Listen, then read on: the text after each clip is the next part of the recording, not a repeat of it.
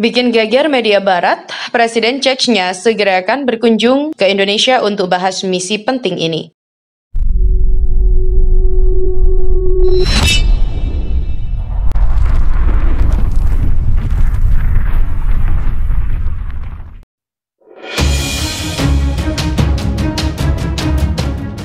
Presiden Asian African Youth Government Respiratory Sadam Al-Jihad mengatakan Presiden Chechnya Ramzan Kadyrov berencana mengunjungi Indonesia. Sadam menilai rencana kunjungan itu akan melahirkan berbagai efek positif.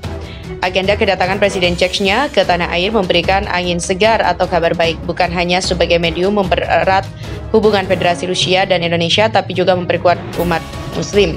Apalagi mengingat jumlah penduduk Muslim terbesar di dunia ada di Indonesia.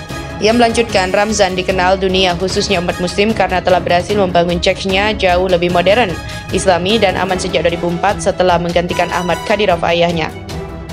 Presiden Chechnya tersebut katanya selain penghafal Al-Quran juga seorang jenderal dan panglima perang.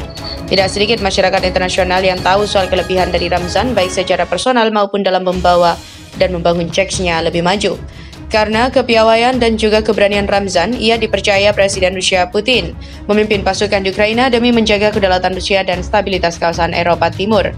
Ketika Ramzan menjadi ke Indonesia, Sadam meyakini akan banyak masyarakat Indonesia mendukung dan menyambut hangat. Pemerintah Indonesia juga perlu menjadikan momentum itu sebagai hal yang strategis dalam membangun kerjasama dengan Rusia, dalam hal ini Chechnya yang mayoritas berpenduduk Muslim.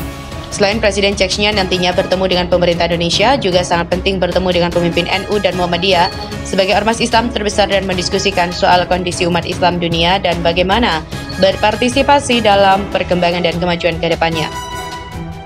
Selama 2 minggu lebih, 22-18 Juni, tim AAYG yang dipimpin langsung Sadam telah berlawat ke sejumlah wilayah di Rusia, salah satunya ke Chechnya. Di Chechnya, mereka bertemu dengan Menteri dan Kebijakan Nasional, Hubungan Eksternal, Pers dan Informasi Ahmed Dudayev dan Wakil Menteri Bahirov Said Magomed serta Menteri Pemuda Isa Inragimov dan juga wakilnya Abdul Karimov Hussein. Presiden Jokowi juga bakal berkunjung ke Rusia dan Ukraina untuk menemui presiden kedua negara itu. Sebanyak 39 personil pasukan pengamanan presiden akan mengawal dan skenario penyelamatan untuk mematikan keamanan kepala negara selama kunjungan pun sudah diantisipasi. Rencana kunjungan Presiden Jokowi ke Rusia dan juga Ukraina membuat pengamat militer Koni Rahakundini Bakri angkat bicara. Dia menyarankan agar Presiden Jokowi tidak bertemu dengan Presiden Ukraina Volodymyr Zelensky di Kiev.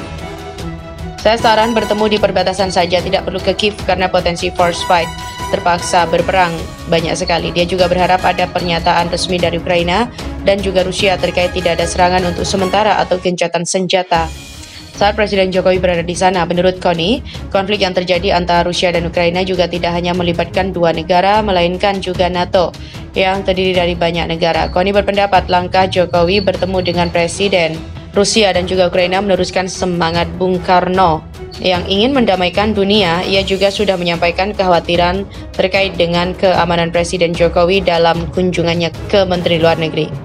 Menlu menjamin keamanan terjaga dengan baik dan saya berharap segala potensi force fight bisa ditekan. Karena yang bertanggung jawab bukan Ukraina dan Moskow. Ini adalah perang NATO terhadap Rusia di tanah Ukraina. Sementara anggota Komisi 1 fraksi Nasdem M. Farhan menilai langkah Presiden Jokowi berkunjung ke Rusia dan Ukraina sebagai bentuk diplomasi Wong Deso. Terlebih sebelumnya, Presiden Amerika Serikat Joe Biden memojokkan Jokowi sebagai Presiden G20 untuk mendatangkan Putin dan Zelensky. Kemudian melalui duta besar masing-masing, kedua pemimpin negara yang tengah berperang itu menyampaikan tidak berani datang ke Indonesia karena alasan keamanan. Oleh karena itu, Presiden Jokowi melakukan manuver dengan datang ke Rusia dan Ukraina. Farhan meyakini langkah berani yang diambil Presiden Jokowi sangat tepat. Ia juga meyakini kemampuan Jokowi sebagai seorang politisi yang bisa berdiplomasi saat dihadapkan pada beberapa peristiwa. Pada unjuk rasa 212, Jokowi datang untuk sholat Jumat bersama Habib Rizik. Ancamannya saat itu Jokowi bisa dikudeta, tapi dia bisa tenang dan datang. Demikian pula ketika Formula E yang disebut-sebut acaranya Anies Baswedan, tapi Jokowi membuktikan dirinya dengan hadir.